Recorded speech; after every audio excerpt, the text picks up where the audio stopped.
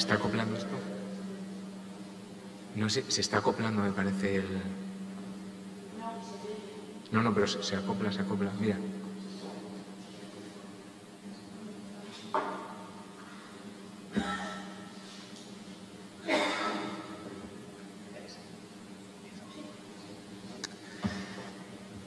Muy buenas tardes a todos y bienvenidos a compartir con nosotros una tarde de cultura en la Biblioteca Nacional.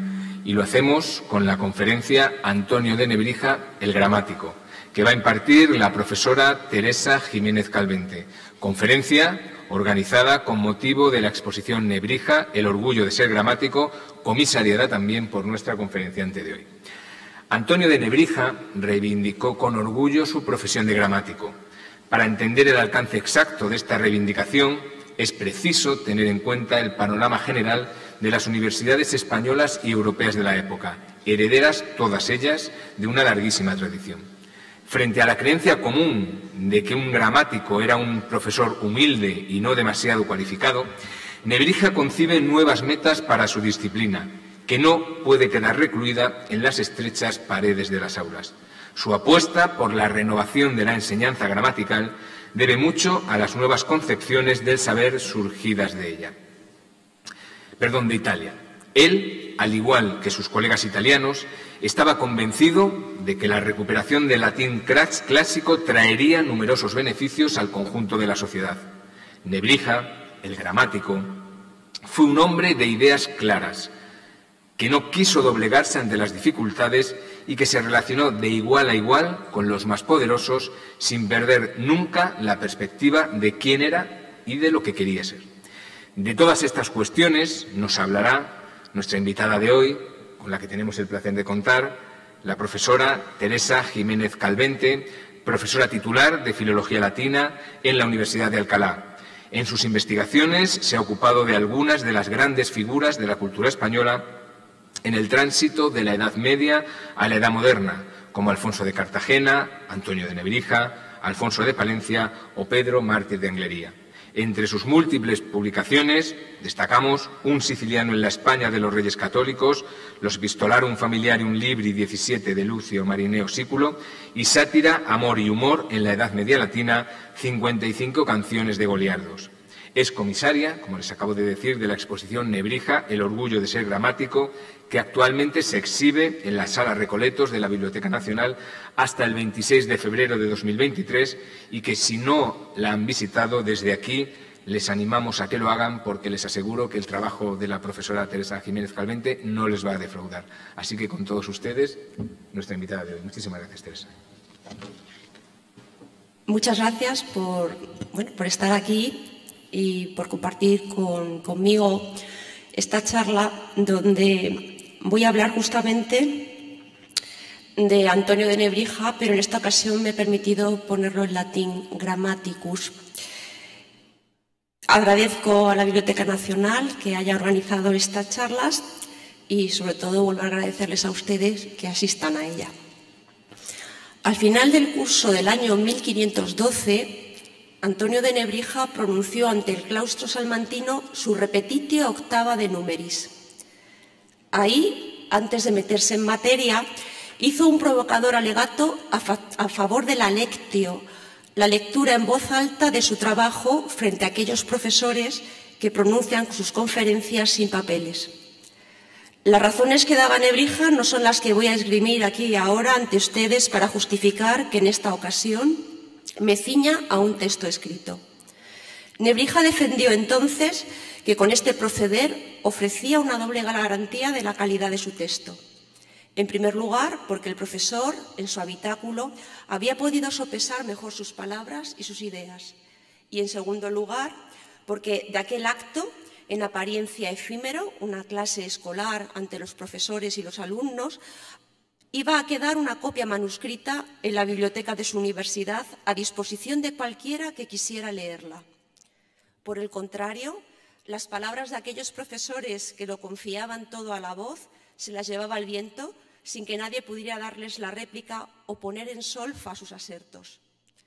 Nebrija, haciendo siempre amigos, es decir, esto no gustó nada en el claustro salmantino, les estaba recordando a sus compañeros que publicaban poco, que escribían menos. Como digo, eso es una característica de Nebrija, no se calla nunca. Como digo, haciendo siempre amigos, arremete contra sus compañeros, que no debieron quedar muy contentos con aquel tirón de orejas, otro más de los muchos que les daba. En mi caso, es el temor a la excesiva verborrea, lo que me ha empujado a optar por una lectura medida para trasladarles lo que quiero decirles, sin dejarme nada en el tintero. Vamos a hablar de la gramática tal y como la concibió Nebrija. Y de paso vamos a intentar acercarnos a su idea de lo que es un grammaticus, porque como decía Nebrija, las realidades cambian y con ellas el alcance de las definiciones. No ha cambiado, pero ahora. Para seguir esta charla he dividido mi exposición en 4 apartados. En el primero, el porqué de un nombre, el porqué él mismo se llama grammaticus y qué es esa profesión. En segundo lugar, vamos a hablar de un grammaticus llamado Nebrija, cuenta o razón de una vida. En tercer lugar, vamos a preguntarnos lo que él se preguntaba y respondía, quid es gramática, es decir, ¿qué es la gramática? Y en el cuarto lugar, vamos a focalizar nuestra atención en esa parte de la gramática que a él le interesaba tanto. En el centro, la palabra seu dictio. Tengan en cuenta que la palabra dictionarium viene justamente de ese concepto. El dictionarium es un volumen de palabras. Así que, sin más demora, comenzamos. Cuando en 1495 el maestro dedicó a la reina Isabel la 3ª edición de sus introducciones latinae, conocidas como Recognitio, lo tienen ahí, aparece Aelio Antoni Nebrisensis Grammaticae in Recognitionem Commentariosque Introductionem Suarum, quiso explicarle con detalle el nombre que había adoptado, justamente este nombre de Aelius Antonius Nebrisensis Grammaticus. Tiempo atrás, al publicar por primera vez la gramática, les he dicho que esta de 1495 es la 3ª edición de su obra. Tiempo atrás, en 1481, cuando publicó la primera edición, Antonio Martínez, que es como se llamaba, o Antonio de Lebrisha, que es como él firmaba los documentos que nos han quedado cuando estaba en Salamanca, ya quiso latinizar su nombre y en aquella ocasión firmó como Antonius Nebrisensis. Para llegar hasta ahí, para poder firmar como Antonio Nebrisensis, le bastó indagar en los libros de Plinio el Viejo, en su Historia Natural, en Estrabón, todos ellos llenos de jugosos datos sobre la geografía y la antigüedad, para descubrir en la Bética una localidad que estos antiguos llamaban Nabrisa, con N-A. Luego, releyendo los versos de un poeta llamado Silio Itálico, vio que éste llamaba a la villa Nebrisa, por su relación con el dios Baco, los sátiros y las ménades de su séquito que iban revestidas con pieles moteadas de cervatillo, que en latín se llaman nebris. Entonces le fue muy fácil establecer una relación etimológica, esa parte de la gramática que a Nebrija le gustaba tanto, entre el nombre de su pueblo, Lebrisha, y aquella Nebrisa, escrita con 2 S, del que suponía que procedía de un egregio origen clásico. De ahí a la Nebrija, escrita con X, pronunciada posteriormente como una J, había solo un pequeño paso. Un paso que el maestro no dio, pero sí dieron quienes vinieron detrás de él. Es decir, lo lógico hubiese sido llamarle de Antonio de Lebrisha, en el castellano, o Antonius Nebrisensis. Lo de Nebrija, como ven, es un cruce y además es una especie de artefacto maravilloso pues, para reivindicar un pasado a su villa de carácter puramente mitológico. Pasado el tiempo, un Nebrija metido a poeta ahondó en la leyenda y compuso una hermosa elegía para dar cuenta de esa fundación divina. Cuando Baco, según Nebrija, en un viaje iniciático pasó de Lusitania a Hispania, uno de los tigres que lo acompañaban sintió sed y se adentró en una gruta. El dios decidió descansar en ese paraje y, admirado de su exuberancia y fertilidad, lo declaró un lugar sagrado. Más tarde, ese lugar, nos dice Nebrija, fue ocupado por la ermita de San Benito en su pueblo. Gracias a este relato, Lebrija, patria chica de nuestro humanista, adquiría una nueva dimensión, pues podía gloriarse de un fundador mítico, nada menos que el dios del vino, y de hecho el dios prometió a la ciudad que iba a ser abundante en aceite, en vino, en trigo, todos los bienes de la agricultura iban a ser propios de esa región porque él la había bendecido con su presencia. Como digo, la ciudad podía gloriarse de su pasado mítico. Y avanzando en los versos, Nebrija dice que llegados al presente también podía gloriarse esa Lebrija de uno de sus más ilustres hijos, capaz de conferirle gloria eterna no por la fuerza de las armas, sino por la fuerza de las letras. Los demás componentes de este nombre eran también significativos, al resaltar dos mundos interconectados. El pasado romano, recordado por el praenomen Aelius, en realidad era un nombre latino que llevaron entre otros los emperadores Trajano y Adriano, a los que Nebrija considera, y lo dice así, paisanos lejanos suyos. Y la realidad presente, pues como le dice el autor a la reina Isabel, había buscado para sí un agnomen. Los nombres latinos normalmente sabemos que tenían tres componentes, praenomen, nomen y cognomen, y en ocasiones un cuarto apodo llamado agnomen. Tanto el cognomen como el agnomen suelen ser nombres de carácter egregio, nombres para otorgar prestigio a la persona. Y Nebrija recuerda cómo a Escipión se le llamó africano por vencer en la guerra púnica, o cómo a Germánico se le llamó germánico por lo propio. Así que él directamente estaba buscando qué agnomen, qué apodo podía escoger para sí, y no se le ocurrió otro mejor que el de Grammaticus. Esa era su profesión, la razón de ser de su existencia, y de ahí provenía su mayor orgullo y su fama.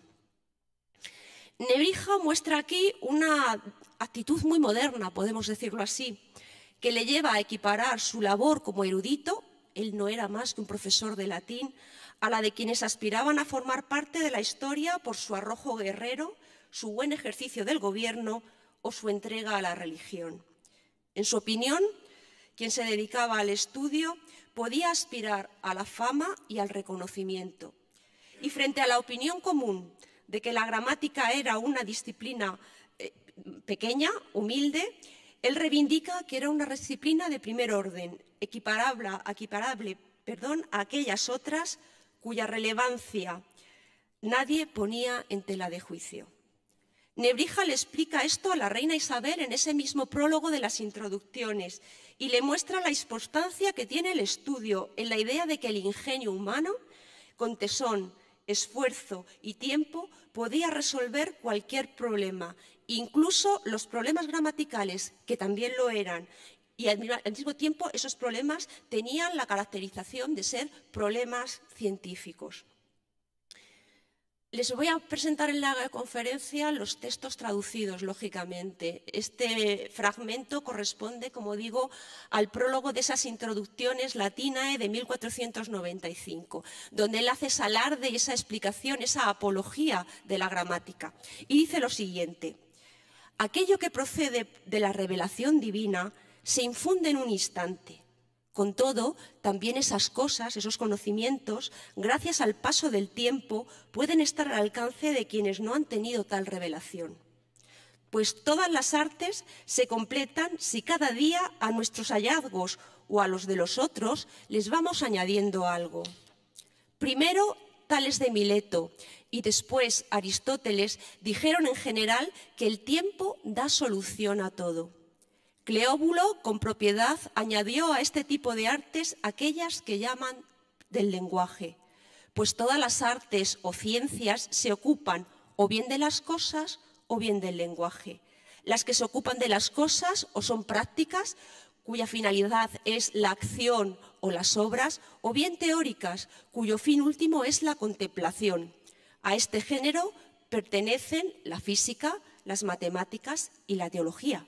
Las que se ocupan del lenguaje también son tres: la gramática, la dialéctica y la retórica. Dese en cuenta que está poniendo en el mismo pie de igualdad las artes del lenguaje a aquellas otras disciplinas que estaban perfectamente sancionadas por la universidad medieval. Las que iban dirigidas a la acción, es decir, la medicina y el derecho, y acción se entiende a las que te facultaban para intervenir en la vida pública o las que estaban destinadas directamente a la abstracción o a la contemplación. La teología estaba a la par de la física y de las matemáticas. Pues él pone la gramática justamente al mismo nivel que esas disciplinas y le atribuye las mismas bondades. El hecho de que en la gramática hay problemas, pero son problemas que evidentemente no se te van a revelar por ciencia infusa, sino que se te van a revelar si le dedicas tiempo, tesón. El tiempo todo lo resuelve. Al final los problemas que se plantean al ingenio humano son problemas resolubles. Creo que este es un manifiesto maravilloso acerca de la confianza que tenía Nebrija en ese intelecto humano, en el intelecto del hombre y en la gramática como disciplina. Casi por esta misma época, Nebrija había cruzado la cincuentena y decide hacer balance de su vida y pergeña una sucinta autobiografía que él titula La cuenta de mi vida. De hecho, hay una de las secciones de la exposición que se titula así en honor a Nebrija, que le sirve y la pone a la cabeza de su Dictionarium Hispaniensim Latinum Sermonem, es decir, lo que voy a llamar a partir de ahora el vocabulario, el diccionario de español-latín, escrito alrededor de 1494-1495. Aquí, en esta autobiografía, en este balance de su vida, se reafirma en su apuesta por la gramática e incluso enarbola la trascendencia cívica de su magisterio, regido siempre, como él dice, por una vocación de servicio. Y dice así: «Ninguna cosa tuve más delante de mis ojos que traer al común provecho de todos mis velas y traballos, porque después de muchos merecimientos en nuestra república alcanzase gloria inmortal».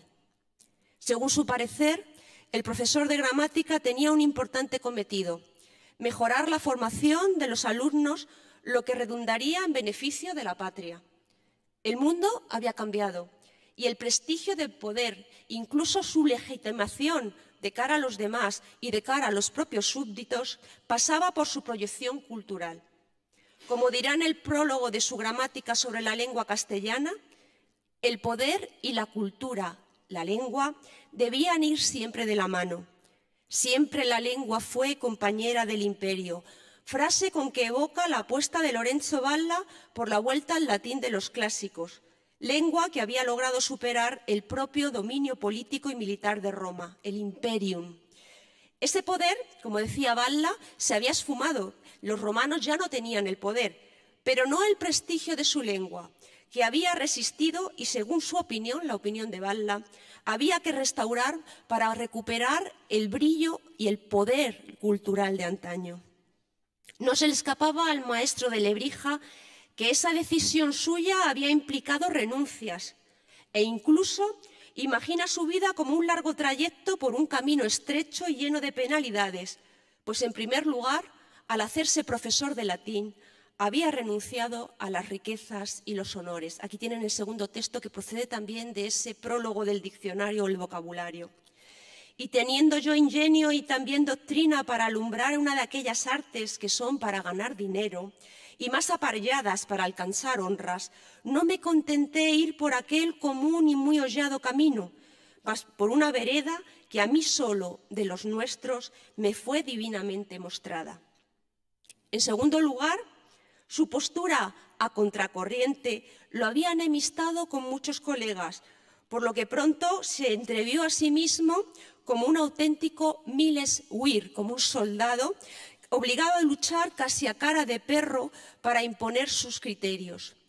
Si los españoles combatían entonces por restablecer el territorio íntegro de la vieja Hispania, él lo hacía para reconquistar un pasado cultural que otorgaba prestigio y legitimidad en el concierto de lo que entonces se llamaba cristiandad y que hoy conocemos como Europa.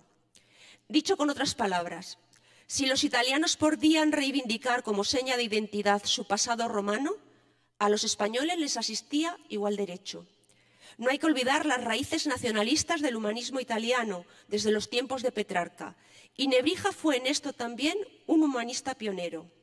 El mito providencialista también hacía aquí su presencia, al aludir Nebrija, repito lo que acabamos de leer, que esa vereda, ese camino dificultoso que iba a llevar el bien a la patria y que a él también le iba a reportar fama e inmortalidad, le había sido él divinamente, solo a él, mostrada, como si fuese una especie de designio divino. Pasamos al segundo apartado, un grammaticus llamado Nebrija. Pero pasemos revista, como digo ahora, a esa vida dedicada a la gramática, tal y como la perfila Nebrija en su autobiografía, no exenta, hemos de decirlo así, de mitificaciones, como toda autobiografía. Cuando uno cuenta su vida, lógicamente la engalana, que había escrito, lo hemos dicho, en torno a 1495. Y aquí nos cuenta que tras aprender los rudimentos del latín y algunas nociones de lógica en su Lebrija natal, Nebrija se dirigió a Salamanca, la universidad por antonomasia en la península, donde durante 5 años cursó las disciplinas propias del bachillerato en artes. Aquella formación hemos de imaginar que se debió iniciar en torno a 1458. La edad normal de entrar en el bachillerato en artes eran los 14, 15 años de los jóvenes. Nebrija a esa edad debió coger la ruta de la Vía de la Plata y es curioso, nunca más volvió a su Lebrija para sentarse allí. Quizás volvería pues, para resolver algún asunto familiar. Viajó a Sevilla, lógicamente, Lebrija no está lejos, pero él añora en ocasiones volverse allí tras la jubilación. Nunca lo hizo. En uno de sus poemas también añora ser enterrado junto a los huesos de sus familiares. Tampoco ocurrió lo mismo. Sabemos que se enterró finalmente en Alcalá de Henares. Pero lo que sí sabemos es que a los 14 años, más o menos, debió abandonar su ciudad, su patria chica, y que se pasó esos 5 años estudiando el bachillerato en artes, lo que le debió ocupar más o menos entre 1458 y 1463. Ese bachillerato suponía el estudio, una vez más, de la gramática, del latín. Sin el latín no podía uno seguir avanzando.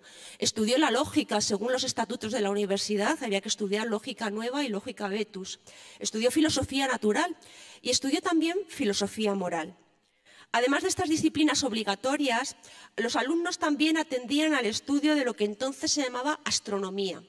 Esa astronomía que se había instalado en la cátedra de astronomía es muy reciente, prácticamente nada más llegar Nebrija a Salamanca se instauró en 1460 y fue un boom.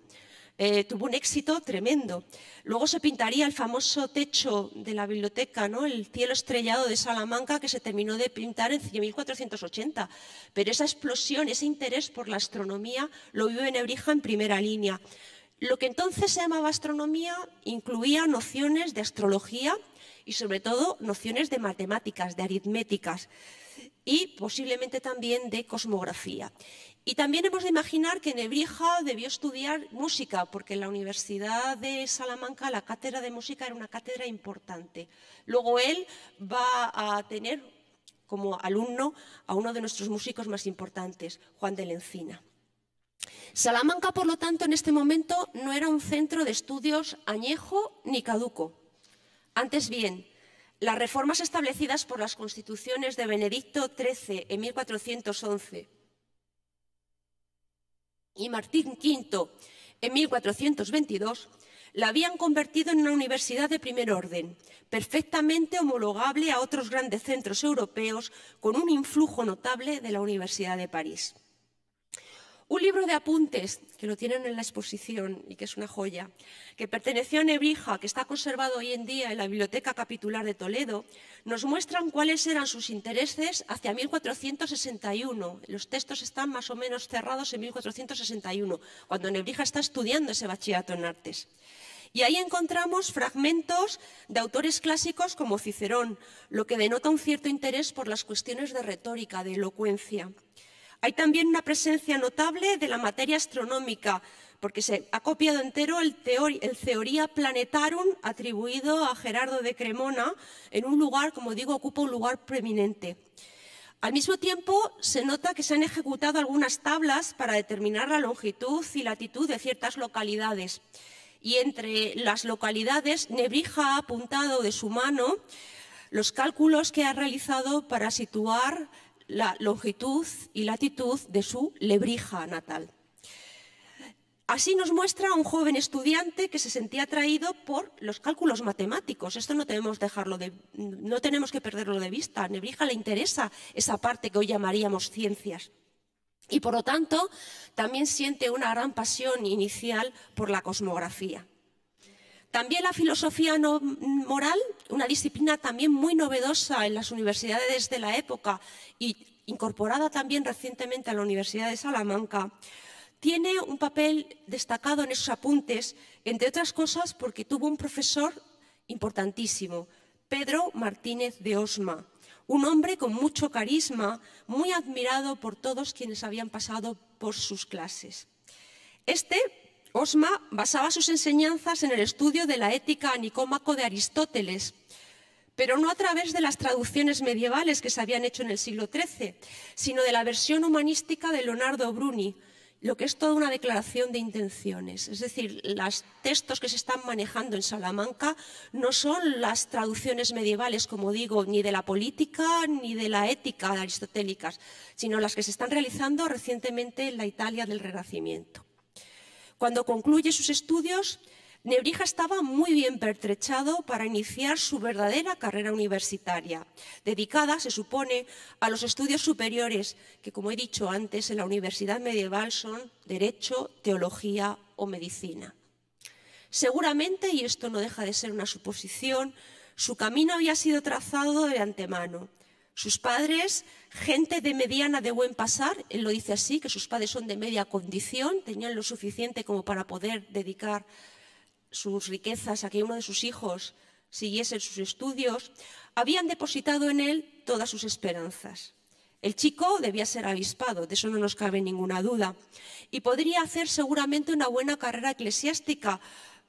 Como se decía en el siglo XVI, para medrar lo que quedaba era iglesia o mar o casa real. Esas eran las grandes opciones.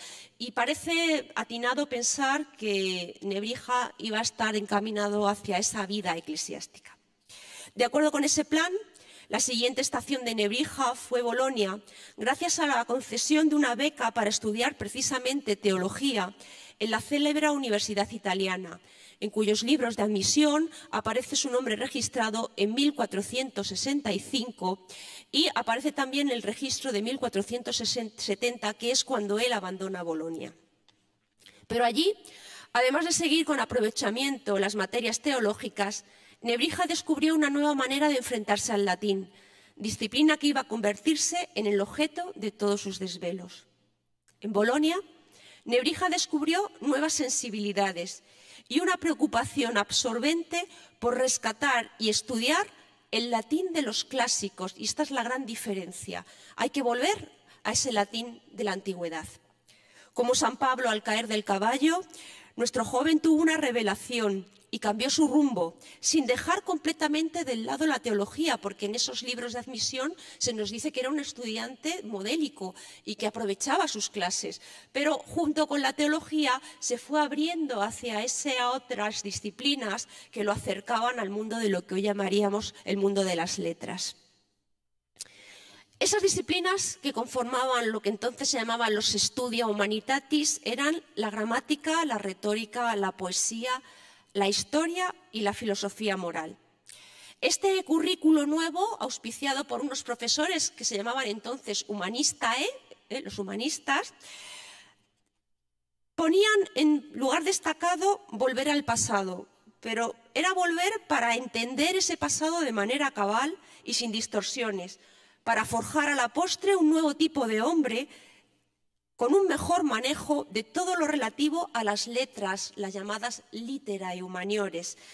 Y a través de esas letras descubrir todo un universo que formaba a los individuos en las virtudes necesarias justamente para ejercer mejor las tareas de gobierno o de gestión de la cosa pública, con la meta siempre puesta, como decían los humanistas, en el bien común. Estos eran los ideales, como digo, propalados por esos profesores, unos profesores que habían iniciado el camino de las enseñanzas, de estas enseñanzas reformadas allá por el siglo XIV.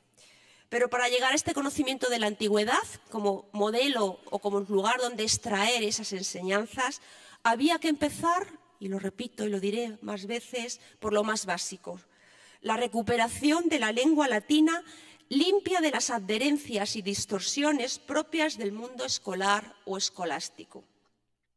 En Bolonia, Nebrija conoció seguramente una obra que lo marcó profundamente: Las elegantiae lingua latinae de Lorenzo Valla, firme adalid de que el latín que había que manejar y dominar era el latín de los clásicos, pues era el único medio para descubrir un mundo esplendoroso y en la actualidad perdido.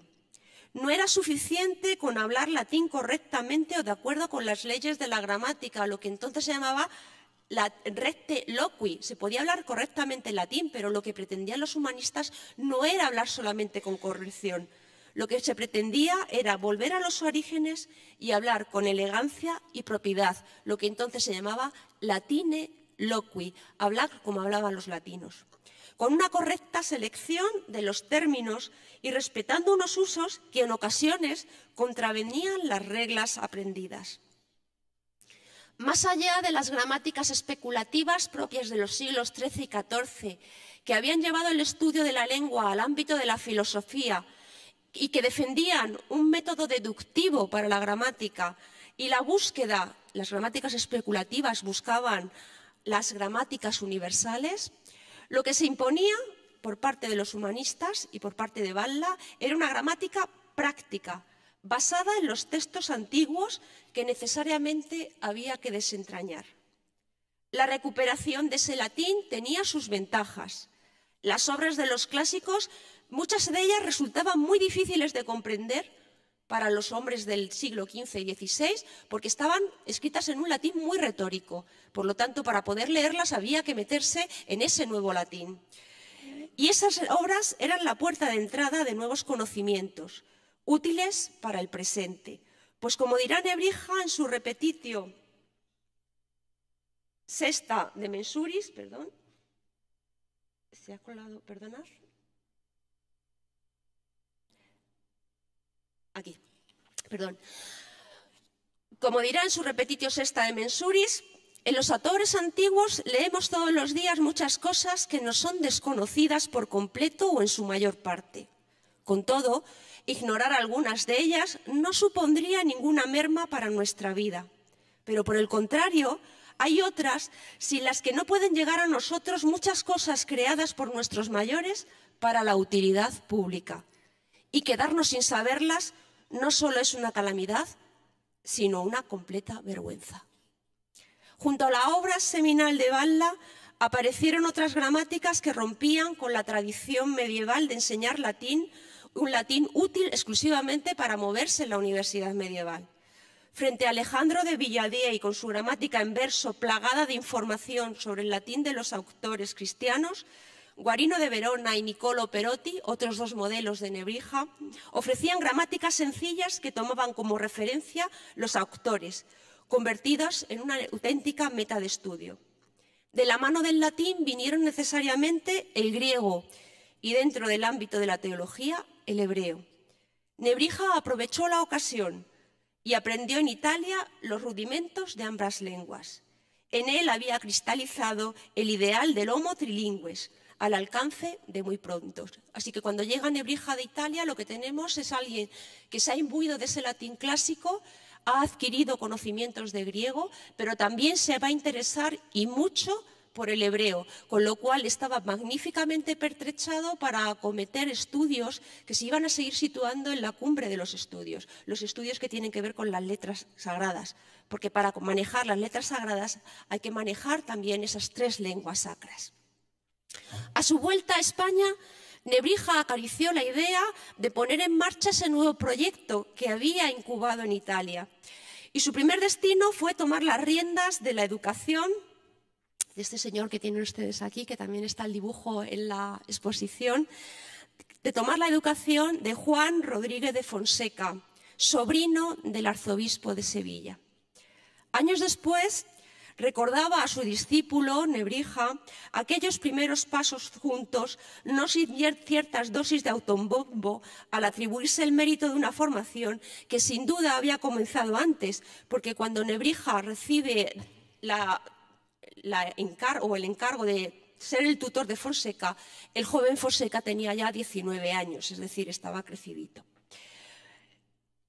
Así le dice en el texto que tienen ustedes abajo, en unos versos, le recuerda a Fonseca, en un texto además muy interesante, los Waffer Dicta Philosophorum, le recuerda a Fonseca con el que se había distanciado y lo dice también en el momento en que Nebrija se casó.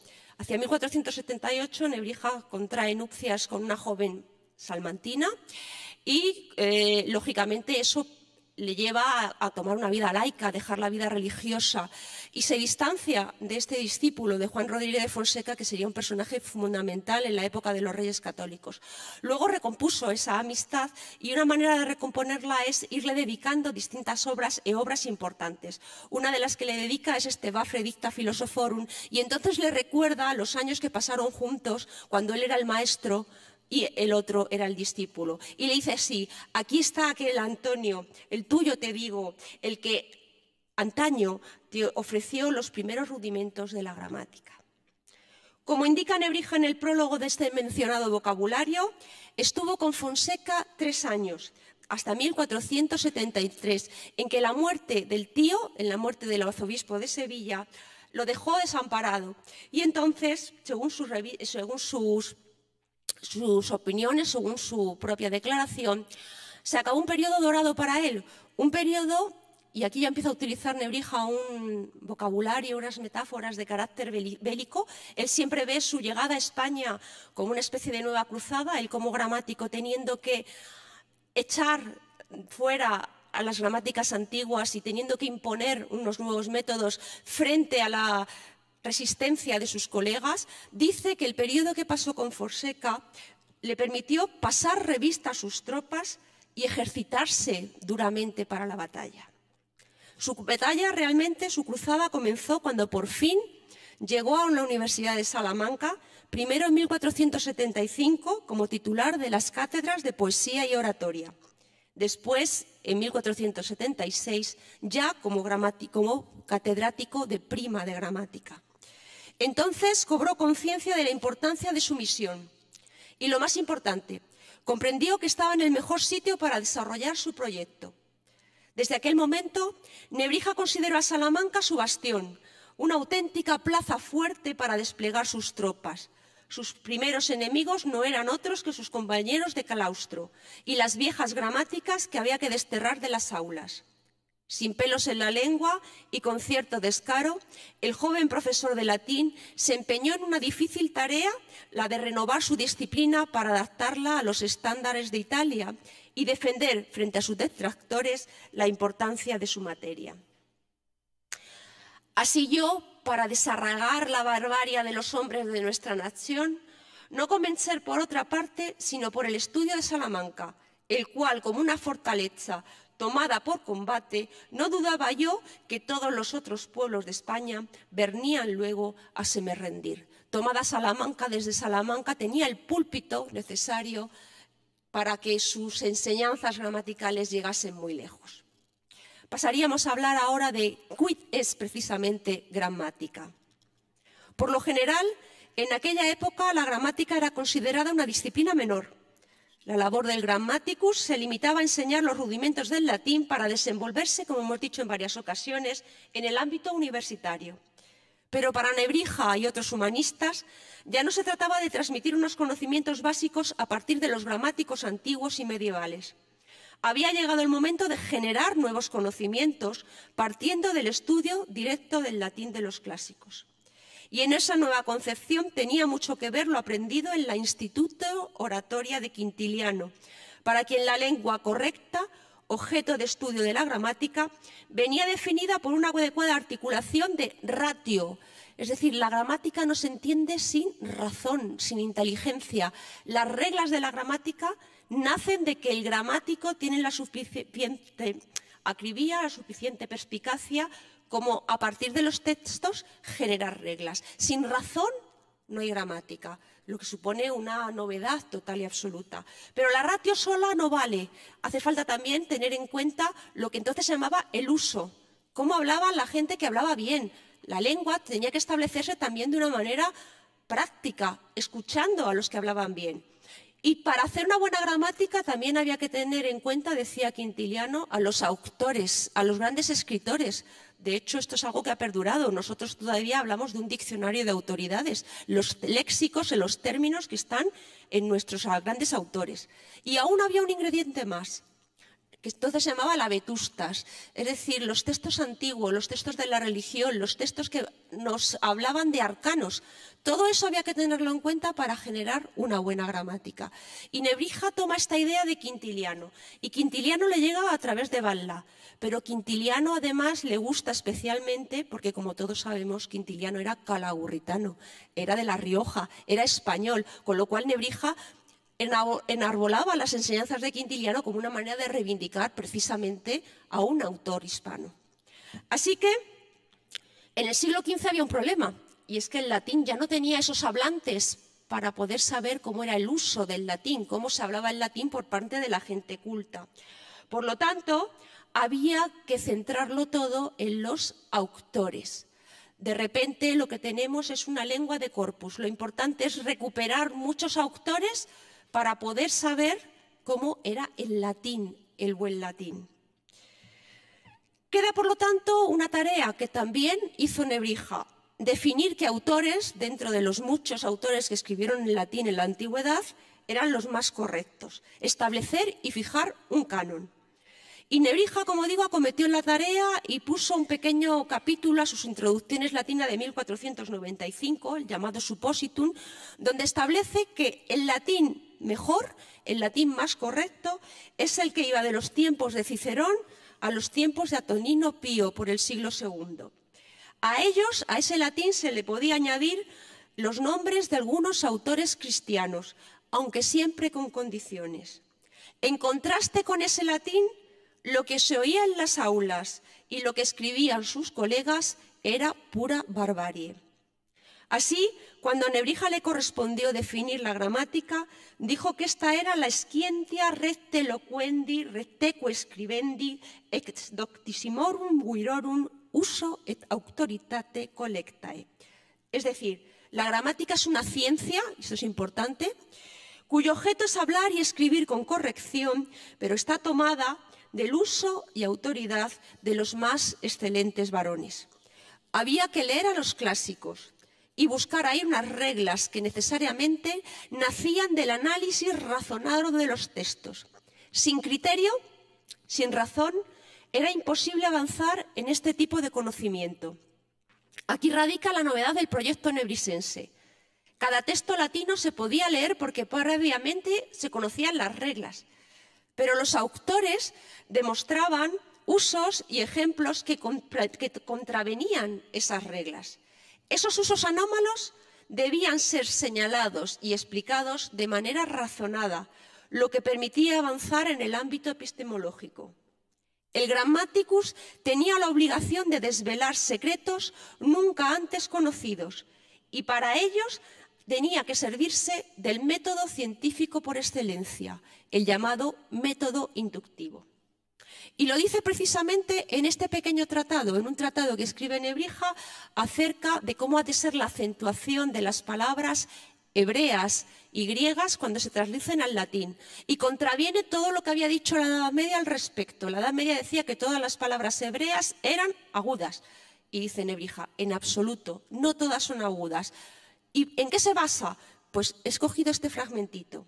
Dice, las artes y disciplinas que tienen por finalidad no la contemplación, es decir, la gramática no pertenece al grupo de las que se dedican a la contemplación, sino la acción, aquellas que tienen por fin mejorar la vida de los ciudadanos, como es la gramática que yo enseño, tienen que tomar sus principios o bien de la costumbre, es decir, de la realidad, o bien por medio de la inducción, el método inductivo, según dice Aristóteles en el segundo de su Metafísica.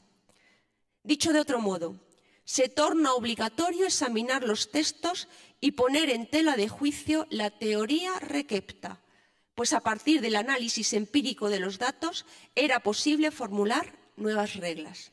Por los demás, y siempre con Quintiliano como referente, Nebrija establece que la gramática tenía en realidad dos grandes campos de acción: el estudio de los preceptos que él llama la gramática metódica, el método, la gramática tiene un método, y a su vez el gramático no podía obviar el comentario de los textos antiguos y la imitación de esos textos, porque con esta gramática no solamente se entendía, se quería interpretar los textos, se quería que los alumnos hablasen con la misma corrección, la misma elegancia, la misma elocuencia que habían hablado Cicerón o que había hablado Virgilio.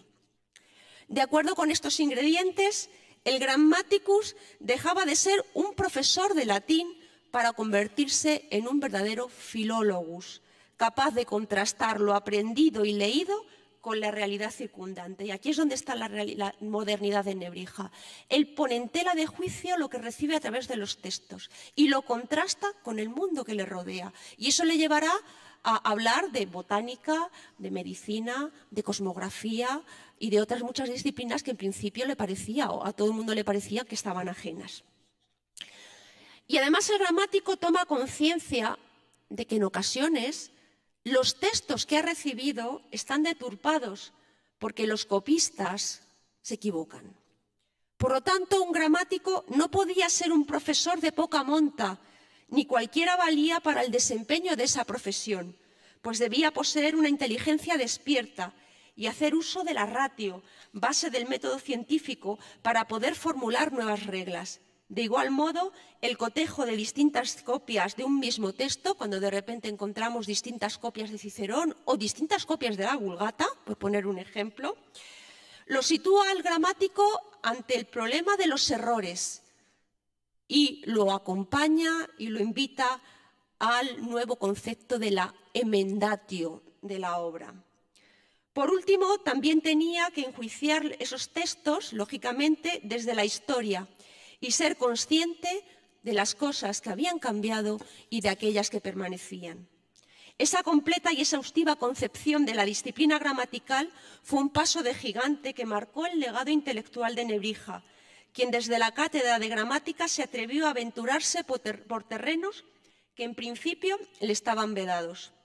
Esto ocurrió cuando osó enmendar la plana a los teólogos, médicos y juristas, para quienes confeccionó lexicones especializados en los que, sirviéndose de las fuentes clásicas, demostraba que durante siglos habían malinterpretado ciertos términos propios de su disciplina.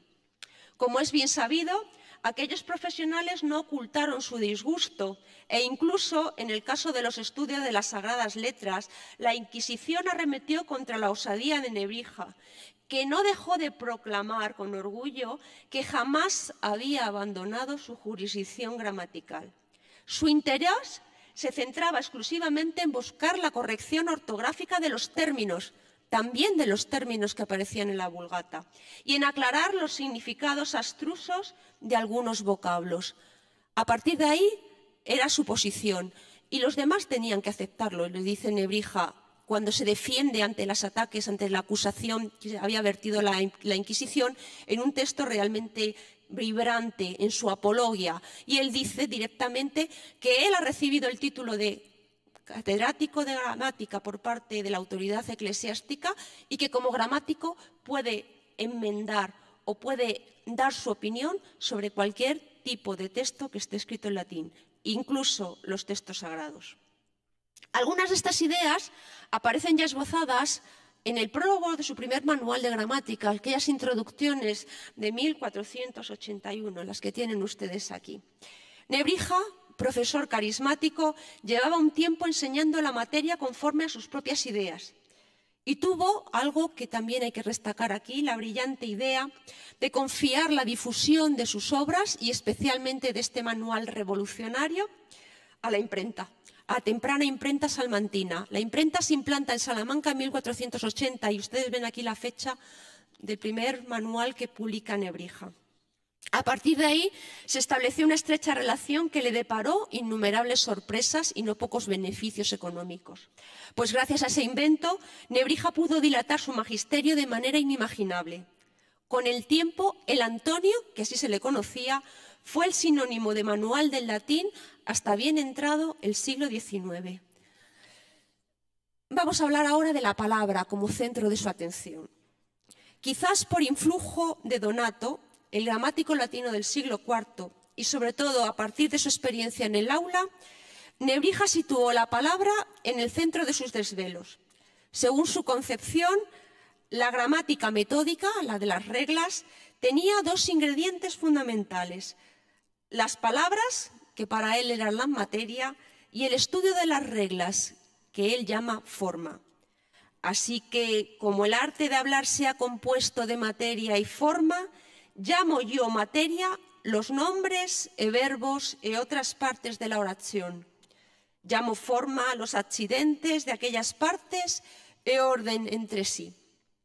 El latín era por entonces una lengua extranjera o peregrina, ya hemos dicho que no había hablantes del latín, por lo que para conocer el significado de las palabras, es decir, para conocer esa materia, no había más remedio que acompañar las gramáticas con léxicos y diccionarios. Y aquí también está la novedad de Nebrija. Él se da cuenta de que tiene que ir componiendo gramáticas y al mismo tiempo tiene que ir componiendo los diccionarios. Si no, los alumnos no van a ser capaces de entender los textos. Esos diccionarios eran necesarios para los adolescentes, pero también para los profesores, pues el léxico técnico o científico era igualmente difícil. Y así lo dice en este Dictionarium, en el de 1492, donde señala: porque cada profesor, en su arte, o no cura o no sabe lo más de los vocablos de las cosas con los cuales, si alguna vez se encuentra por aventura, o los disimula, o toma uno por otro, o con una generosa vergüenza confiesa que no lo sabe. Es decir, incluso los profesionales están ignorantes de las palabras. El problema no era nuevo y durante la Edad Media se confeccionaron múltiples lexicones monolingües. Latín, latín. Estaba el lema latín y las explicaciones también estaban en latín. En estos lexicones se reunían montones de palabras de todo tipo y condición, sin distingo, acumulando definiciones raras y además se van arrastrando unas de otras. Como dice Nebrija, no hay quien se entienda y a veces señala una cosa oscura por otra más oscura. Nebrija se revuelve contra este proceder y enseña sus cartas en el prólogo de su primer diccionario, el que acabamos de citar, el Lexicon hoc est dictionarium ex sermone latino in hispaniensem, es decir, el diccionario latín, ojo, las traducciones van a estar en español, donde, guiado por su experiencia, una vez más la razón y su propio criterio, elabora un léxico, el primero latín-español, con 28.000 voces, 28.000 palabras, donde selecciona las palabras más usuales, antiguas y modernas, y ofrece equivalencias exactas. Un par de años después, inició el camino inverso y haría un diccionario español-latín, con unas 22.000 voces. No es una traducción de uno para otro, no son las mismas palabras. Él considera que cuando vamos a leer un texto latino necesitamos tener recogidos unos lemas y cuando lo que queremos es que los alumnos sean capaces de crear textos en latín y parten del español, las palabras españolas son distintas. A veces coinciden, pero otras veces no coinciden, con lo cual son dos volúmenes pensados para dos realidades complementarias. Como indica justamente en este diccionario, su intención es aquilatar bien las definiciones. Él lo dice claramente. Lo que me interesa es pesar las palabras, no contarlas o pesarlas, establecer el significado exacto.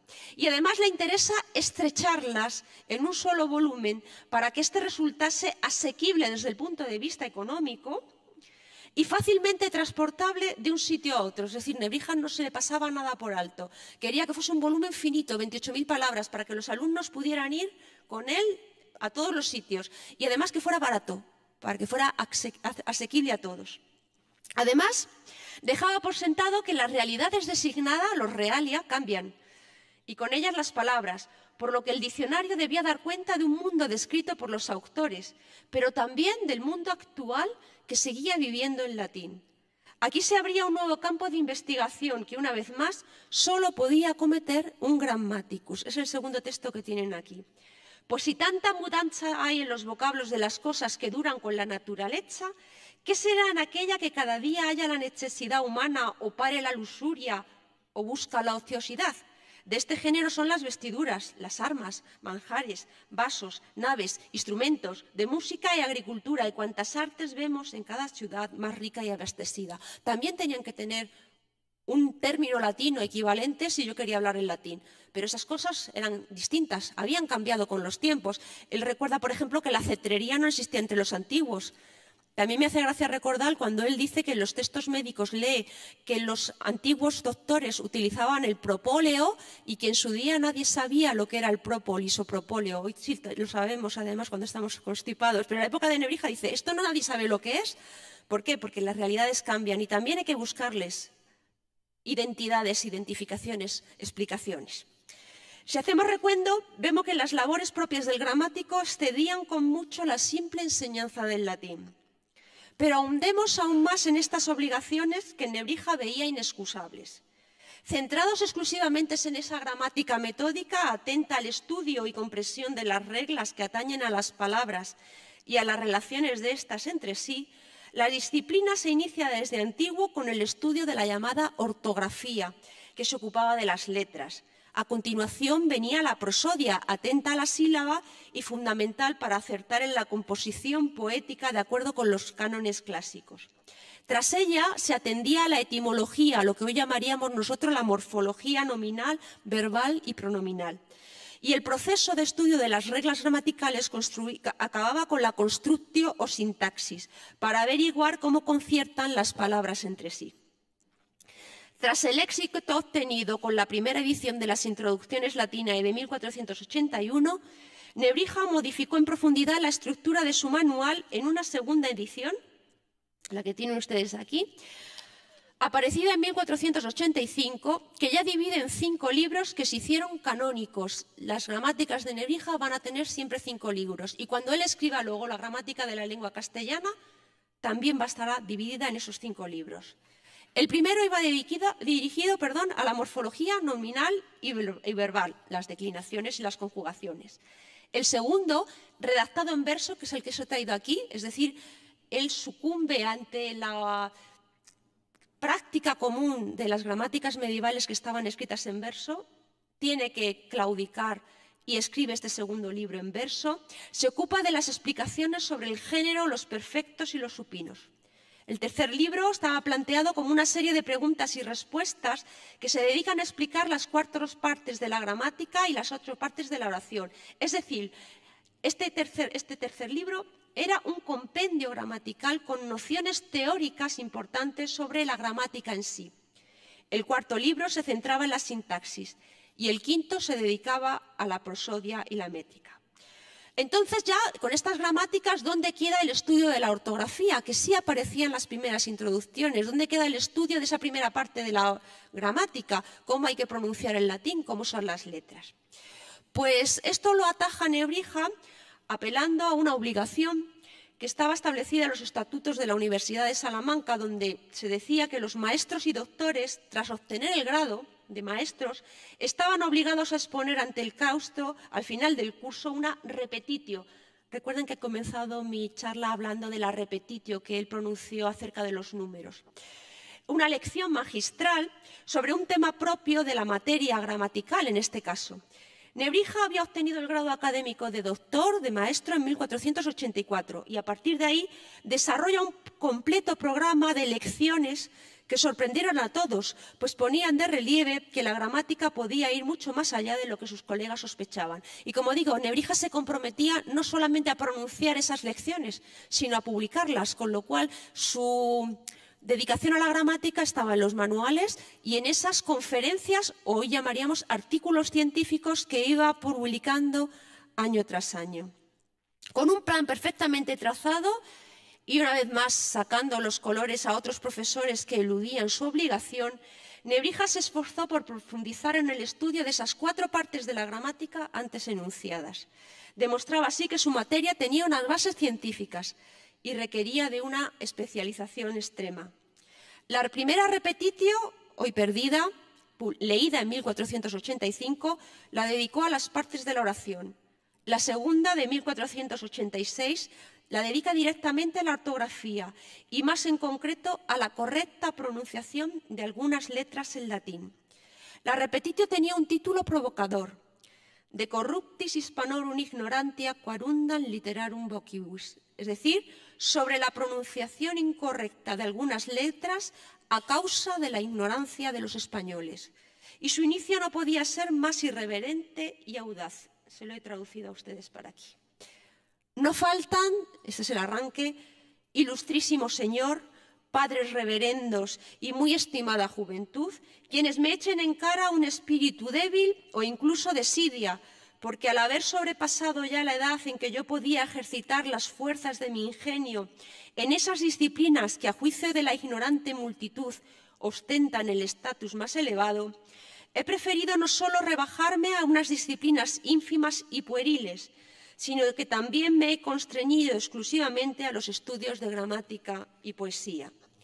Y si esos piensan que esos estudios son cosa de poca monta, ¿qué van a decir ahora cuando me oigan disputar sobre temas que, en su opinión, no solo son insignificantes, sino incluso disputar aquí y ahora, cuando se esperaba de mí algo brillante sobre los principios elementales de las letras?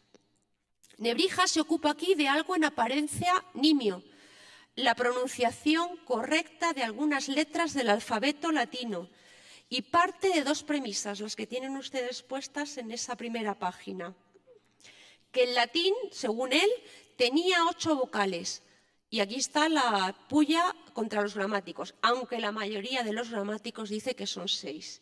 Y la segunda, que los españoles pronuncian de manera incorrecta ciertas consonantes, algunas consonantes aspiradas y algunas semivocales latinas.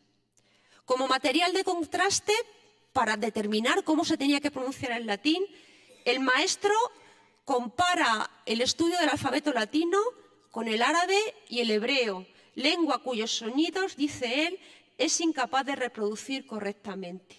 Al fin y al cabo, Nebrija enarbola aquí un principio que yo creo que hoy todos estamos de acuerdo con él, que para pronunciar bien una lengua hay que aprenderla de niños. Y además se queja de que los españoles partimos con una desventaja, que de niños solamente hemos escuchado 5 vocales, con lo cual todas las demás nos son ajenas.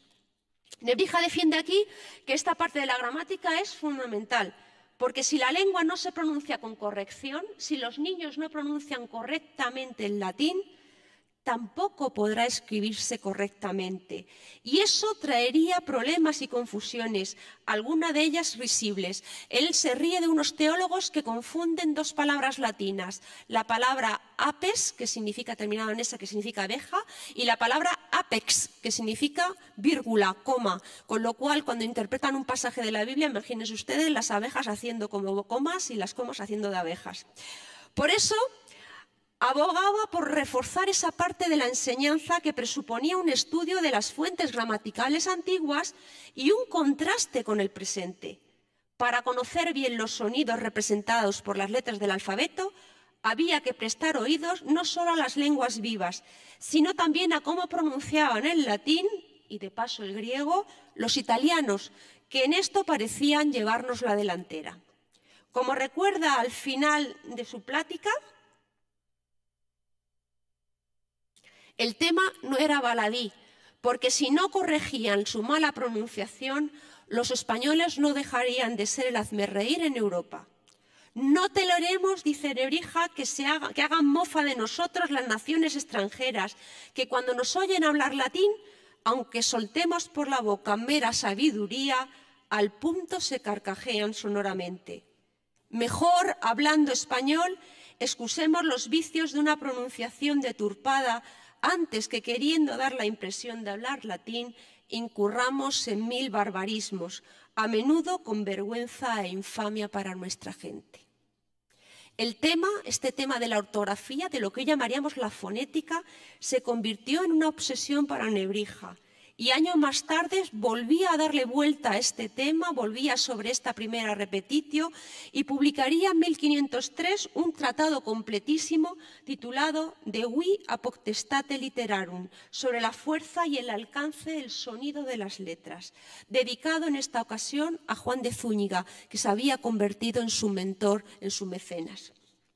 Cuando en 1505, una vez que ha muerto Zúñiga, Nebrija tiene que volver a las aulas, vuelve a ocuparse de este tema, de la acentuación de la prosodia correcta de las letras hebreas y griegas transliteradas al latín. Es la repetitio tertia peregrinarum dictionum acentum, esa imagen que ya lo has enseñado, que lo publica en 1506. Aquí reconoce Nebrija que la expulsión de los judíos ha supuesto una merma importante para el conocimiento científico de la lengua hebraica y, por lo tanto, para el conocimiento cabal del texto bíblico. Aunque de momento, dice, podemos apañarnos acudiendo a los conversos. De esta obra, lo que antes les he mostrado era justamente el autógrafo. Lo digo aquí porque habrán visto en la exposición que hay una firma de Nebrija, está sacada justamente de este autógrafo que le dedica Nebrija, porque Nebrija le envía esta obra directamente en un ejemplar de lujo al cardenal Cisneros, para que sepa cómo tiene que hacer ahora que está metido en la edición de la Biblia políglota. Los problemas sobre acentuación y la prosodia fueron un tema también de la última repetición que pronunció Nebrija en Salamanca, poco antes de ser desbancado en su oposición a la cátedra de gramática de 1513. Creo que ustedes conocen esta anécdota. Nebrija, cuando se incorpora en 1509 a Salamanca, se incorpora no como catedrático de gramática, sino como catedrático de Plinio, para explicar la historia natural de Plinio y para explicar retórica. En 1513 se queda vacante la cátedra de gramática.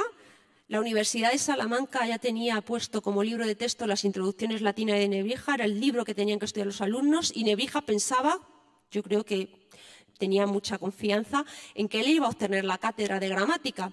Se presentó a la oposición y los alumnos suspendieron a Nebrija y dieron la plaza a un joven bachiller que acababa de terminar prácticamente la carrera. Se pueden imaginar el enfado de Nebrija en aquella ocasión cuando él, que era quien había escrito el libro de texto que se enseñaba en las aulas, es suspendido en esa cátedra. Dio un portazo y dijo que se marchaba de Salamanca y que no quería saber nunca nada más de aquella universidad.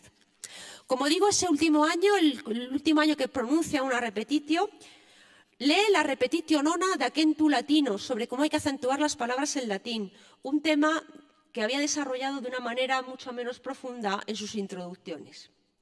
En medio quedaban otras repeticiones, otros trabajos de investigación, como la repetitio cuarta sobre la etimología o la repetitio quinta sobre la analogia, donde defiende que en ocasiones, una vez más, hay que crear palabras nuevas en latín, sobre todo gentilicios para designar a quienes habitan en poblaciones que no existían en otros tiempos o en tiempos de los romanos. Para hacerlo bien, para crear esas palabras nuevas latinas, había que acudir a la razón y sobre todo a la analogía. Él defiende aquí la regla de 3, pensamiento matemático al fin y al cabo. Solo a partir del conocimiento exacto de los mecanismos de derivación de la lengua se puede tener la certeza de crear vocablos que sean adecuados.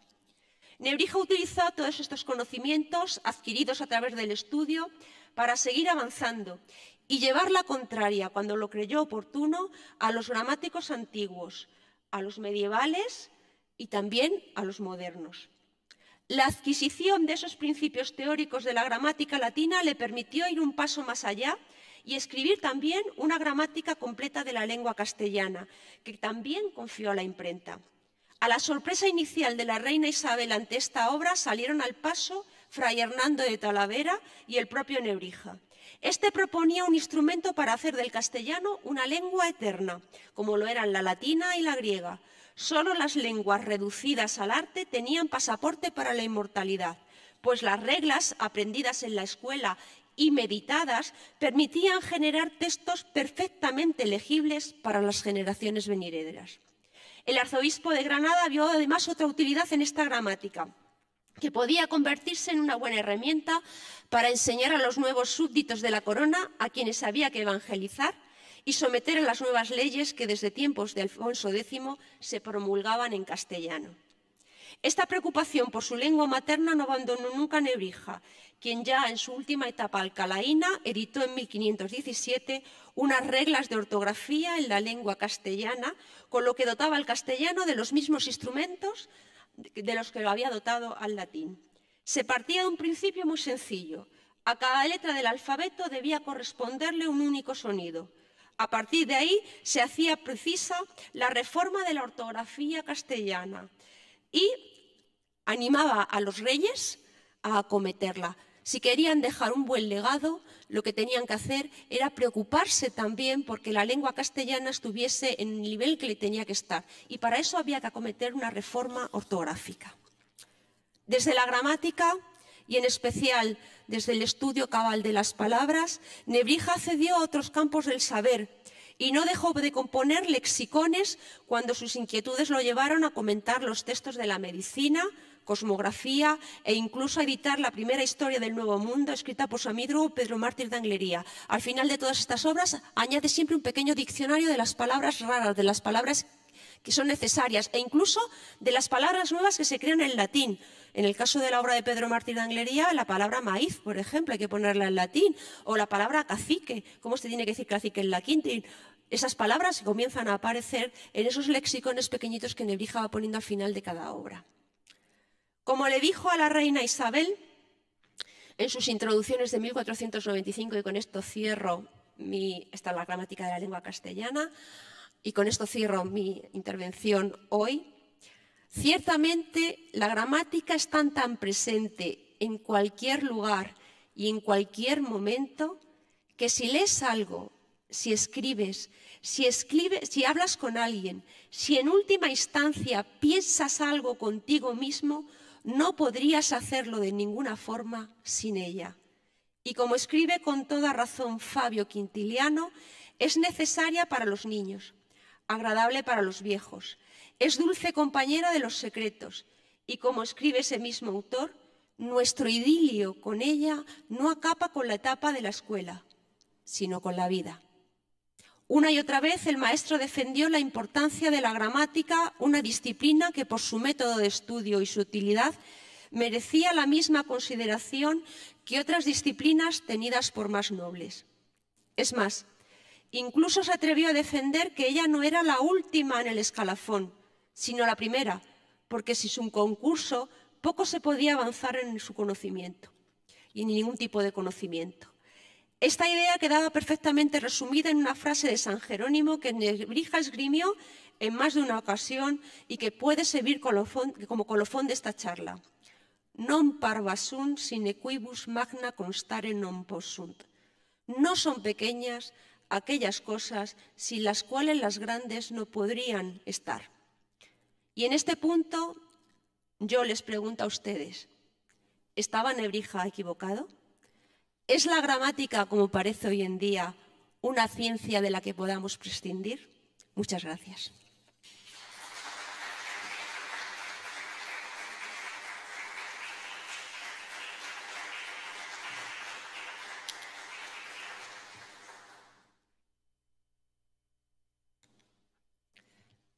Pues nada, me imagino que ahora se abre un turno de preguntas, ¿no? Si alguien quiere preguntar algo.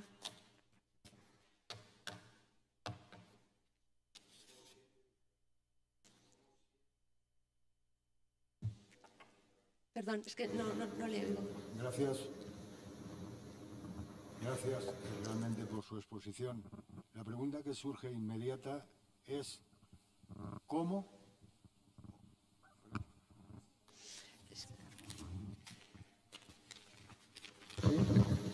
Ahora sí, ahora sí.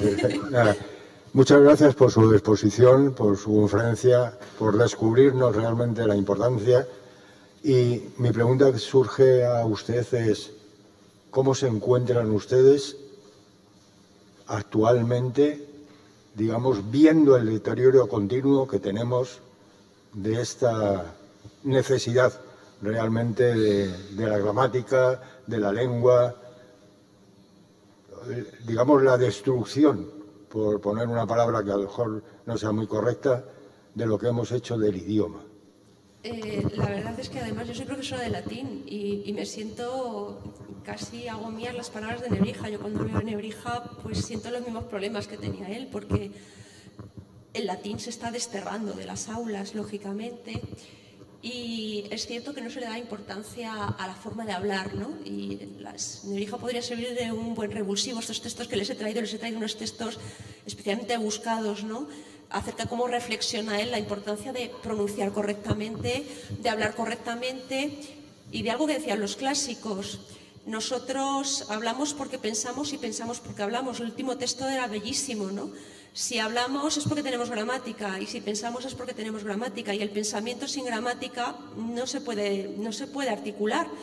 A veces tener conciencia de cómo hablamos, cómo nos expresamos, nos obliga también a darle una vuelta más a lo que decimos. Entonces, a mí me parece penoso, ¿no?, que esto se destierre de las aulas, o que eso todo vale, o que da igual, si tú me entiendes. A veces yo les digo a los alumnos, tú crees que te entiendo, pero no se te entiende, o cuando escribes tú crees que se te entiende, pero no se te entiende, ¿no? Las leyes tienen que estar bien redactadas, los textos científicos tienen que ser comprensibles, tenemos que darnos a entender nuestro pensamiento. Entonces, estudiar bien la gramática y reflexionar. Además, Nebrija ve la gramática una manera de reflexión.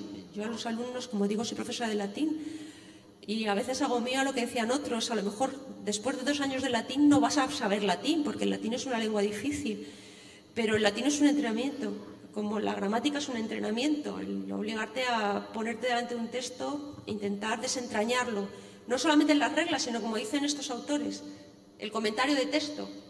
Y además la actualización del texto, porque estos autores renacentistas lo que ven es que el texto ha pasado una historia, y que el texto tiene una historia, y que hay cosas que son extrapolables y otras que no. Pero a través del texto vas a conocer historia, vas a conocer ciencia, vas a conocer filosofía. Es decir, esa otra labor de leer y de interpretar los textos es una labor maravillosa que nos permite saber. Durante el confinamiento se dijo muchas veces que no estamos solos y que otros...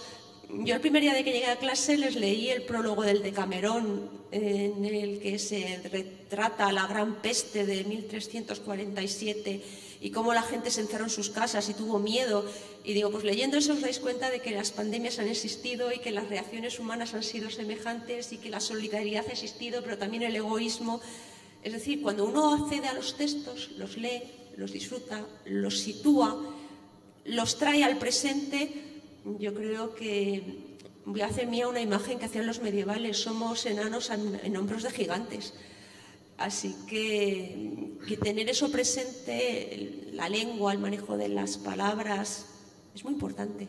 Yo lo reivindico y creo que en Nebrija, que estamos celebrando el centenario, es un buen modelo para repensar todas estas cosas y volver a lo que ha sido siempre la educación, ¿no? Y la importancia central que ha de tener el manejo de la lengua, de la expresión. Se dice continuamente que la falta de comprensión lectora es un problema, y la falta de comprensión lectora es una falta también de conocimiento de tu lengua. No sé si aquí daríamos para muchísimo. Muchas gracias. Y ya únicamente, ¿por qué carecemos de humanismo español? ¿Cómo? ¿Por qué carecemos de humanismo español? Es decir, igual que hemos desarrollado y estudiado el humanismo italiano, que nos ha envuelto... Yo creo que es un problema de complejo. Es decir, Nebrija es una figura parangonable a otras. Lo que pasa es que hemos dejado que la historia de nuestra literatura y de nuestra ciencia nos las hagan otras. Es decir, España tiene una manera de humanismo que no es el humanismo italiano, aunque ahora el concepto de humanismo italiano también está puesto en entredicho, en el sentido de que nosotros nos hemos mirado en lo que hizo Bújar en el siglo XIX, y que es el humanismo florentino. Pero el humanismo florentino, ahora se está hablando, por ejemplo, de la importancia que ha tenido el humanismo napolitano, al que se le da la etiqueta de humanismo monárquico. Y ese humanismo monárquico que se desarrolla en Nápoles bajo los auspicios de Alfonso V el Magnánimo, que es un rey español, y que tiene una relación directa con toda la corona de Aragón. De hecho, es hermano de Juan II de Aragón, padre de Fernando el Católico. Hay un trasiego directo de ideas. Ahora mismo hay una exposición maravillosa en el Museo del Prado acerca del humanismo, acerca del renacimiento pictórico de Nápoles y cómo los españoles van a Nápoles y regresan y dice, bueno, pero es que en Nápoles pintaban pintura mitológica. Sí, pero aquí ese código se reinterpreta y lo que vemos, digo porque acabo de ver la exposición del Prado, y lo que vemos es que esa nueva estética que afecta a las anatomías y que afecta a los colores y que afecta a la perspectiva de los cuadros, llegado a España se aplica, en este caso, a la pintura religiosa, pero eso no significa que no conozcan la técnica, es decir, que sí que hay un humanismo. Lo que pasa es que el humanismo en cada sitio se adapta a las circunstancias que hay. Y muchos de los conceptos del humanismo, por ejemplo, el nacionalismo que tiene un Petrarca, Nebrija lo atrae directamente y apoya la política de los reyes católicos, y los reyes católicos auspician las universidades y se nutren de personal que sale de las facultades de Derecho. Y se está publicando, y hay obras que ellos auspician en Italia y en Roma, y se publican poemas latinos y se publican poemas elegíacos en un latín, en ocasiones hechos por italianos que vienen a España, pero poco a poco también va a haber españoles que escriban con la misma calidad. El problema es que nosotros hemos dedicado poco tiempo a estudiar a los escritores españoles que han escrito en latín, y la lengua del humanismo es el latín. Y luego tenemos todo un riquísimo siglo de oro que no se explicaría si esos alumnos no se hubiesen formado en universidades que tienen ese currículo humanístico. Pienso en la universidad, yo procedo de la Universidad de Alcalá, y la Universidad de Alcalá, creada por Cisneros, es una universidad en la que Nebrija mete mucho la mano a la hora de crear los estatutos de los colegios de menores y los textos de gramáticos. Lo que ocurre es que su finalidad no es crear literatos, su finalidad era mejorar la enseñanza del clero.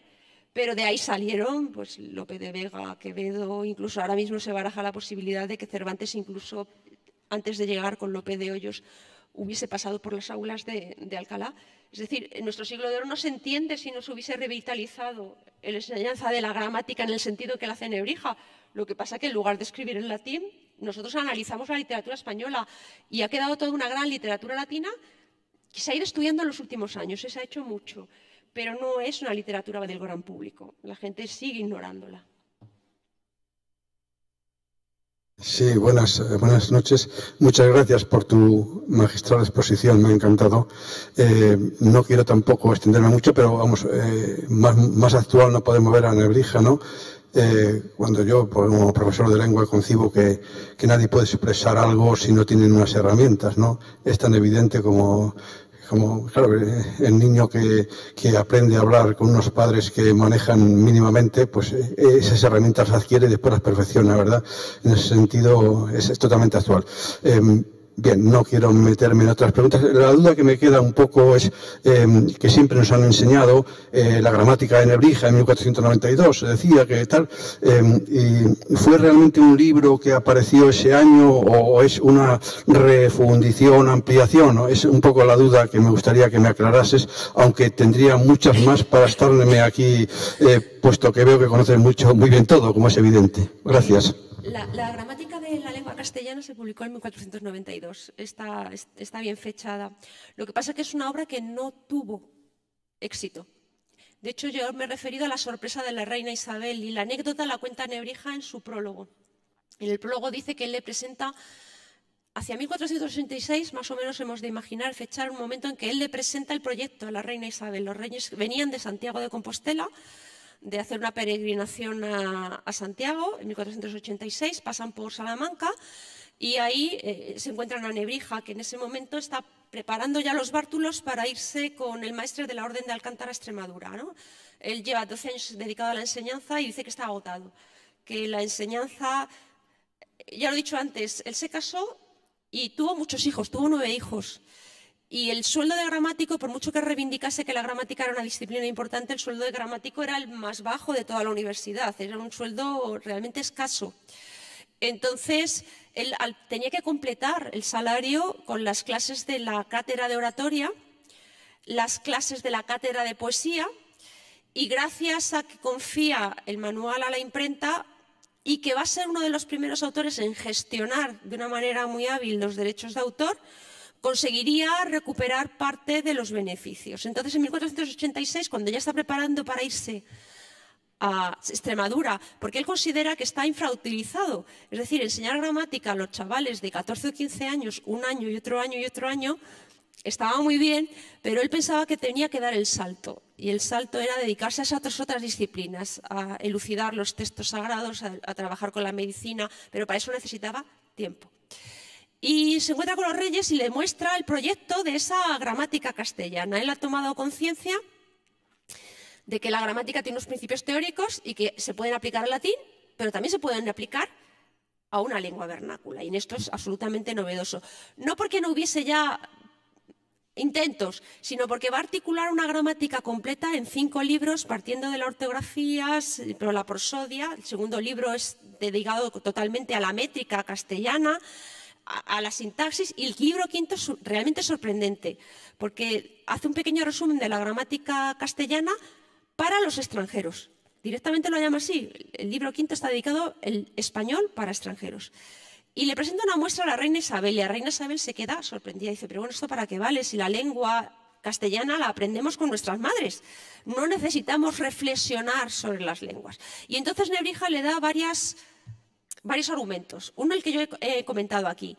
El hecho de que si tú reduces las lenguas a un arte, en cierta manera dice que las lenguas son como caballos sueltos, pero que si tú les pones unas riendas, conseguirás que los textos que se ejecuten en el siglo XV sean perfectamente legibles en el siglo XX, porque las reglas permitirán interpretar la partitura, como la música, perfectamente. Y no habrá esas diferencias que él notaba cuando se leían libros del castellano. Él habla de etapas del castellano. Dice, cuando nosotros leemos libros de la infancia del castellano, nos notamos que nos cuesta trabajo. Pero si yo creo unas reglas y luego a partir de ahora, a través de mis reglas, todo el que genere un texto sigue estas reglas, y las reglas son conocidas para todos, el español se va a convertir en una lengua con el mismo prestigio que tienen en el latín, que tiene el griego y que tienen el hebreo, que son las lenguas que se aprenden por gramática. Ese es el primer motivo.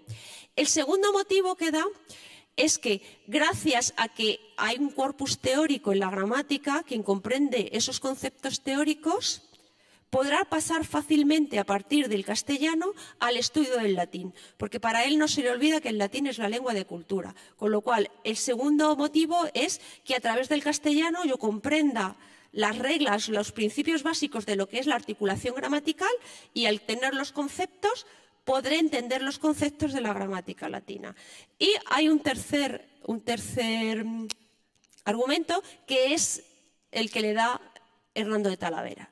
Estamos en 1492, ha caído Granada y hay un montón de españoles, nuevos españoles, cuya lengua de contacto, bueno, que hablan árabe, que son musulmanes, que hay que evangelizarlos, pero aunque la lengua de la Iglesia sea el latín, no los vas a poder evangelizar en latín, porque lo máximo que pueden saber es castellano. Entonces, para que entiendan las nuevas leyes que se les van a dar como súbditos de la corona, que van a estar promulgadas en castellano, y para que entiendan la religión y puedan convertirse, como quería Hernando de Talavera, poco a poco, la gramática les va a servir para aprender más rápidamente una lengua que no es la suya. Así que creo que armó muy bien el texto. Sin embargo, el texto no va a tener éxito. ¿Por qué? Porque nadie vio la necesidad real al principio de estudiar español o de entender los conceptos gramaticales en español, porque la gente hablaba español sin necesidad de gramáticas. Otra cosa era el latín, que como ya he dicho, había que estudiarlos a través de una gramática. Ya el latín que aprendieron, y además él lo dice desde 1481, dice, es que mis alumnos, no me pasa como los alumnos romanos, cuando los gramáticos romanos escribían una gramática para los niños romanos hablaban latín, pero es que mis alumnos no hablan latín, con lo cual yo tengo ahí unos problemas, y lo soluciona por la vía de escoger bien los autores, escoger bien las reglas y crear diccionarios. Y crear diccionarios que sean manejables, ¿no? Y para él el proyecto siempre gramatical será un diccionario acompañado de una gramática. La gramática no volvió a editarse hasta 1743. Y entonces fue un descubrimiento por parte de la Real Academia de la Lengua Española, y a partir de ahí Nebrija entra como uno de los grandes por ser uno de los primeros que articula una gramática completa de una lengua vernácula y además la entrega a la imprenta, que son dos principios absolutamente modernos y novedosos.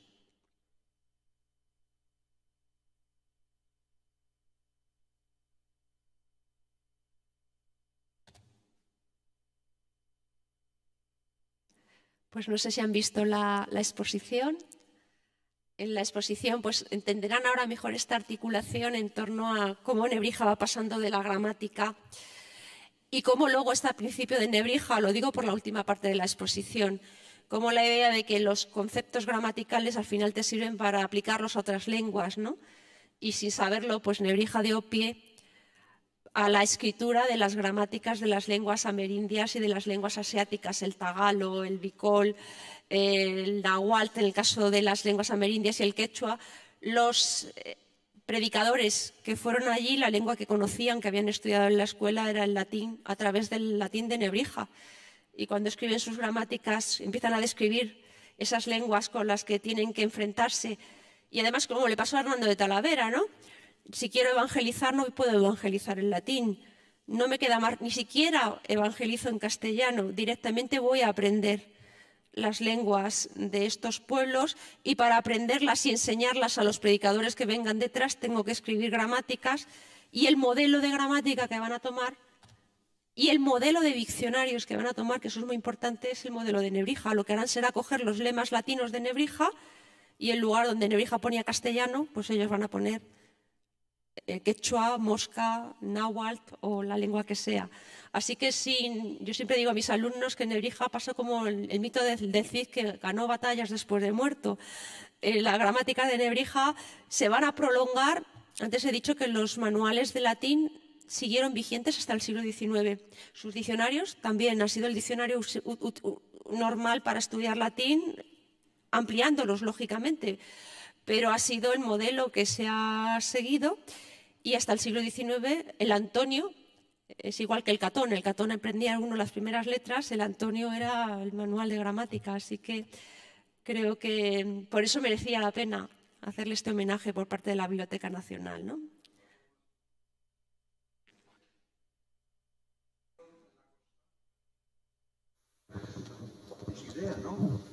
Llama la atención la constancia, que es como una idea fija que tiene y que la lleva a cabo, aunque pues no económicamente tenga que estar pluriempleado, ¿no? Como acabas de decir, claro, es que es maravilloso. Y luego lo que has dicho, que yo tenía un poco idea, ¿no? De cuando saca la gramática, en realidad no es tal el éxito, ¿no? Sino que es después, a posteriori, cuando la Real Academia, que hay un trabajo tremendo, ¿no? Claro, bien, no quiero extenderme más. Gracias. Sí, eso es así.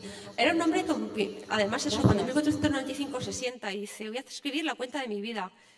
Y ahí dice lo que ha hecho y lo que piensa hacer. Dice: de aquí en adelante yo me voy a dedicar a las letras sagradas porque quiero dejar algo importante. Y lo que voy a dejar como importante es justamente meterme con disciplinas que en el fondo son las que sirven para cambiar el mundo, ¿no?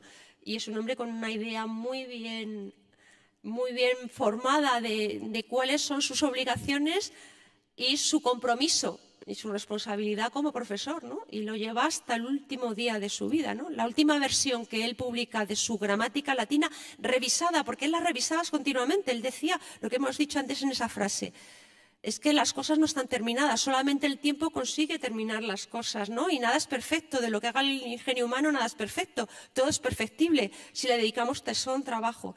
La última edición de su gramática es de 1520 y él muere en 1522, o sea que casi podemos decir que muere con las botas puestas, ¿no? Dándole los últimos retoques y mejorando su diccionario, porque pensaba que todo era susceptible de mejora, ¿no? Que no había quedado la obra terminada ahí allá en 1481, ¿no? Da muchas vueltas. Si tú miras unas gramáticas de otras, te das cuenta de que hay cosas que cambian y sobre la marcha va cambiando y se desdice, ¿eh? En ocasiones él dice: pues lo que dije antes me confundí, lo que da también cuenta de su calidad intelectual, ¿no? Así que bueno.